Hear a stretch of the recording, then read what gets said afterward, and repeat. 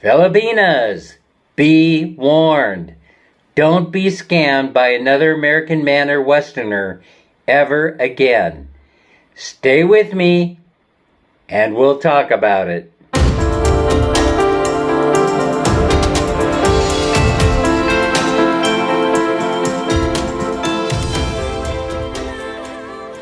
Oh, yes. Every day we hear about another American being scammed by some dishonest Filipina that has convinced him that she truly loves him and she needs him to send her money so that she can buy the land and materials needed to build their forever home.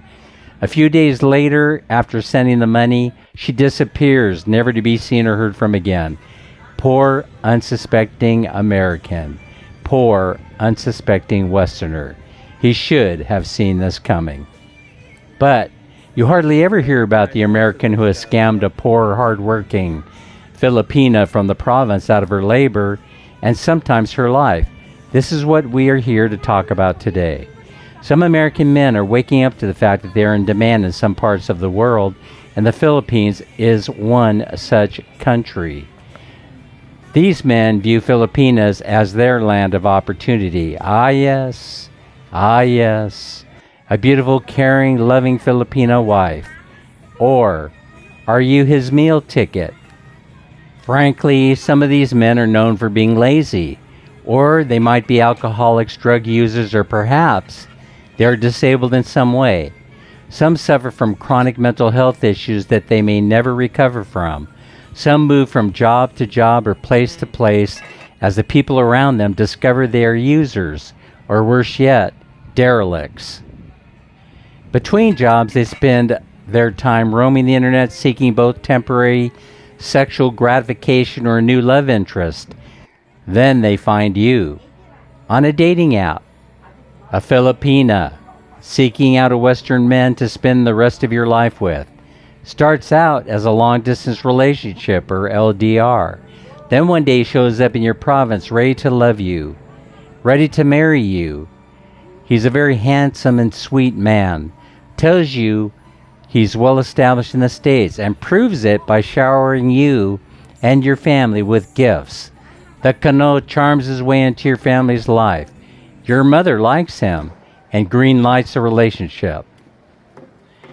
Mom tells you no. She orders you to jump on him like he's the last jeepney on earth. And so you do. In 2 weeks' time, your intended, the love of your life, your fiancé leaves you. He tells you that he will return home to start the fiancé visa process, and you're thrilled. In reality, he's actually run out of cash. He can no longer afford to pay for another Jollibee meal for you and or your family. While waiting for the fiancé visa to be approved, you study hard so that you can pass the California State Nursing exam on your first try. Your dedication pays off. RN license in hand and fiancé visa approved. You are now on your way to Sacramento, California. When you arrive at San Francisco International Airport, you are thrilled to see the love of your life, your fiancé, waiting patiently for you behind the customs barricades. He grabs your bags and loads them into the bed of his 1986 Isuzu pickup truck. You settle in for the 1.5 hour to 2 hour drive to Sacramento, which will be your new home. When you ask him about the old truck, he deflects the question and starts talking about how thrilled he is that you are now in the States. The land of opportunity, he says. The place where dreams come true. You snuggle up close to him and drift off to sleep. That is until you are awakened by a loud bang as you pull into the driveway of your new house. Oh, startled by the sound, your fiancé explains that the loud bang was probably the neighborhood kids setting off fireworks again. Later, you would discover that you now live in a bedroom apartment in one of the most dangerous Sacramento neighborhoods, known for its gang activity, high crime, and murder rates. Growing up in the province in the Philippines has not prepared you for this. As the days and weeks pass by, you discover that Your intended is always between jobs. He spends most days that he isn't working on the internet behind closed doors. You, on the other hand, become the breadwinner and spend most days working 12-hour shifts at your hospital job.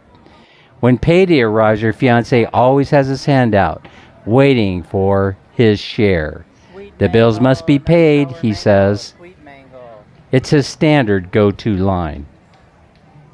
Your fiancé guilts you into working extra shifts. He's always telling you, honey, we're broke. But he seldom sits down with you and goes over the household budget. When you ask him where all the money is going, he always makes excuses. You start to think that things aren't working out the way that you had planned. As a matter of fact, you have been scammed. Join us on our next live where we're going to tell you how this story turns out. And we'll also reveal some startling statistics concerning American Filipina marriages. Don't forget to like, share, and subscribe.